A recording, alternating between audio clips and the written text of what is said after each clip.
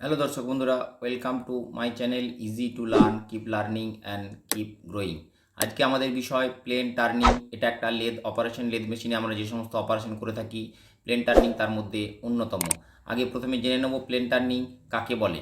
Plane turning is also known as cylindrical turning. Plain টার্নিংকে আমরা cylindrical turning নামেও জানি, অর প্যারালাল টার্নিং। কারণ আমাদের যে টুল দিয়ে আমরা এই টার্নিংটা করে থাকি সেটা আমাদের যে জব অ্যাক্সিস তার সাথে প্যারালালি মুভ করে, যার ফলে এটাকে আমরা প্যারালাল টার্নিংও বলি। It produces a cylinder. এটা একটা সিলিন্ডার তৈরি হয় যখন after plane turning for the full travel of the tool, যখন টুলটা পুরোপুরি মুভ করে যায়।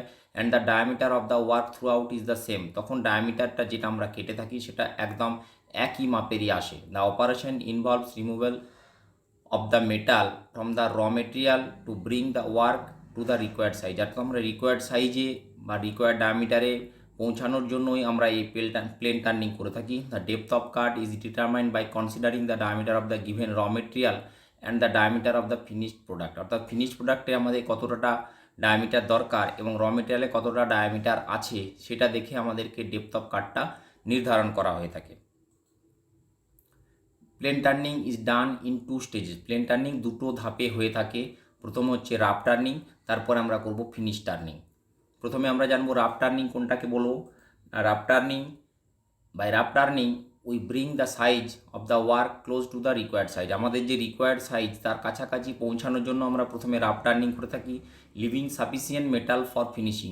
এবং কিছুটা মেটাল আমরা ফিনিশ টার্নিংয়ের জন্য অবশিষ্ট রাখবো। The tool is selected depending upon the amount of the material to be remove. কতটা মেটেরিয়াল আমরা টার্নিং করে রিমুভ করব তার উপরে আমাদের টুল সিলেকশন করে থাকি। দিস ক্যান বি রাফিং টুল অর নাইফ টুল। এটা আমাদের রাফিং টুল বা নাইফ টুল নামে যে সমস্ত আমরা টুলকে বানিয়ে থাকি সেগুলো এই রাফ টার্নিংয়ের কাজে আমরা ব্যবহার করি। The normal direction of the feeding of the tool is from the tail stock end to the head stock end. সাধারণত আমরা এই পর্যায়েতে টুলকে টেল স্টক থেকে হেড স্টকের দিকেই মুভ করিয়ে থাকি। By rough turning we can remove maximum metal in the short time. অর্থাৎ short টাইমে আমরা বেশিরভাগ মেটালকে রিমুভ করার জন্যই রাফ টার্নিং করে থাকি। Surface finish and accuracy are not much important during rough turning. এই সময়তে আমাদের মাথাতে থাকতে হবে যে আমাদের সারফেস ফিনিশ বা অ্যাকুরেসি কোনোটাই আমরা ঠিকভাবে মেনটেন করতে পারবো না। The selection of the recommended spindle speed, feed rate are important, which greatly depends upon the depth of cut and cutting speed chosen। অর্থাৎ এখানেতে আমাদের কি বলতে চাইছি, স্পিন্ডেল স্পিড এবং ফিড রেটটা খুবই ইম্পর্টেন্ট, যে আমরা কতটা ডেপথ অফ কাট ব্যবহার করব এবং কাটিং স্পিড কি চুজ করছি, কি টুল ব্যবহার করছি, এটা আমাদের এখানে very important. Finish turning it is done after rough turning. এটা রাফ টার্নিংয়ের পরেই করা হয়ে থাকে। And it aims to bring the size of the work within the specified accuracy and with better surface finish. এই সময়তে আমরা বেটার সারফেস ফিনিশ এবং আমাদের যে রিকোয়ার্ড সাইজ বা স্পেসিফাই করা আছে যে সাইজ, সেই সাইজেতে পৌঁছানোর জন্যই আমরা ফিনিশ টার্নিং করব।